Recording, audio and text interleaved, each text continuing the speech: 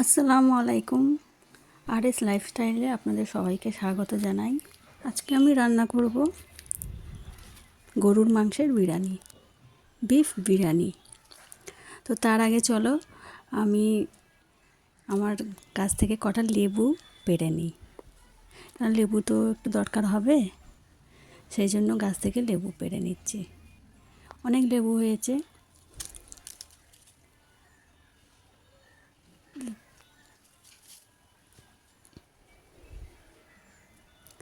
তো এখনও অনেক গাছে লেবু আছে।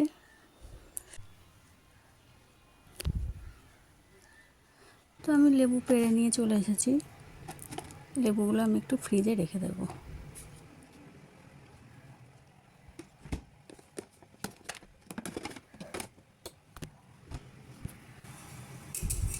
তো দেখো বন্ধুরা, আমার বিরিয়ানির জন্য আমি বেরেস্তা করে নিয়েছি।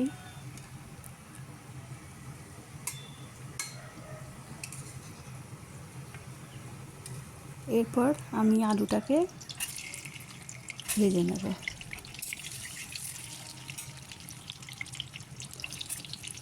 সেদ্ধ করা আছে, আর একটু তেলে ভেজে নিলে ভালোভাবে সেদ্ধ হয়ে যায়।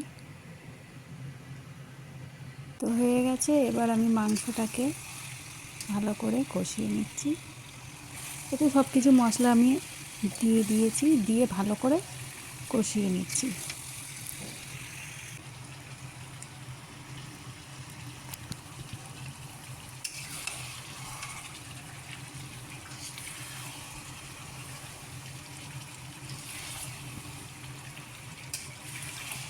তো খুব ভালো করেই আমার মাংসটা কষানো হয়ে গেছে।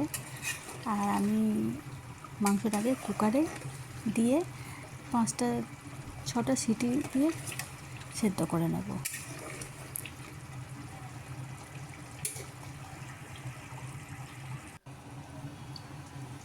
তো এদিকে চলে আসলাম, পানিটা বসিয়ে দিয়েছি। পানিটা একটু গরম হয়ে গেছে। আর বিরিয়ানির ভাতের যা মশলা দেওয়ার, এই যে সব নিয়েছি, নিয়ে আমি দিয়ে দিলাম। পানিটা ফুটে উঠে গেছে। এরপর আমি চালটা দিয়ে দিয়েছি। চালটা দেওয়ার পর একটু নেড়ে নিচ্ছি, যাতে তলায় না বসে যায়। তারপর দেখুন আমার ভাত রান্না হয়ে গেছে। এরপর আমি ভাতটাকে ছেঁকে নেব।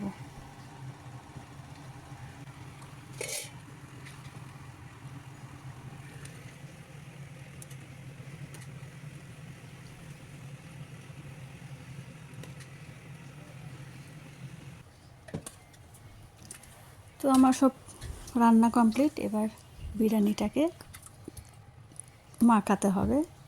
তার জন্য আমি প্রথমে এই প্রসেসেই করি।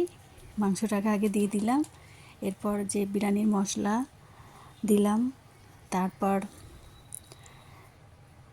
মাংসের যে একটা মশলা থাকে মিট মশলাটাও আমি দিয়ে দিলাম, দিয়ে ভাতটা আমি ঢেলে দিলাম।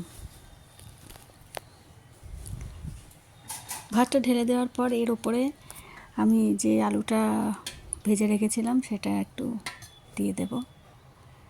দিয়ে এইভাবে আমি পাট করে বিরিয়ানিটাকে রেডি করে নেব। এর উপরে একটু পেঁয়াজ বেরেস্তা করা ছিল, সেটা আমি দিয়ে দিলাম। দিয়ে একটু ঘি, যেটা দেয় আর কি, ঘি দিলাম।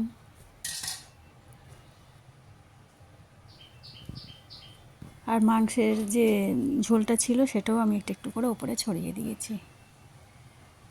খেতে একটু টেস্টি লাগে এরকম করে মাখালে।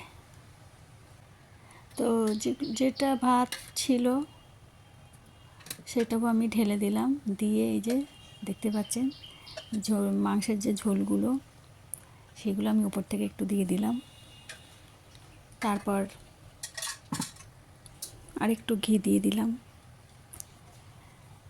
আর যেটুকুনি পেঁয়াজ বেরেস্তা ছিল সেটাও আমি দিয়ে দিলাম। এরপর যে একটু কালার সেই কালার আমি একটু দিয়ে দিলাম, যেটা মশলা দেওয়ার। এই যে কালার দিয়ে দিলাম, গোলাপ পানির সঙ্গে মিশিয়ে আমি এটা দিয়ে দিলাম। এটা দিলে কি হয়, একটু কালারটা বেশ ভালো আসে, বেশ দেখতেও ভালো লাগে।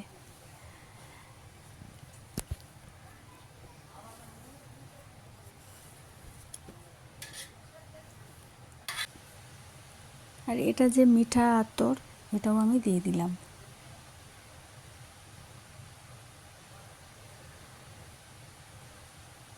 বেশ আমার রেডি হয়ে গেল বিরিয়ানি। এবার আমি এটাকে দমে বসিয়ে দেব।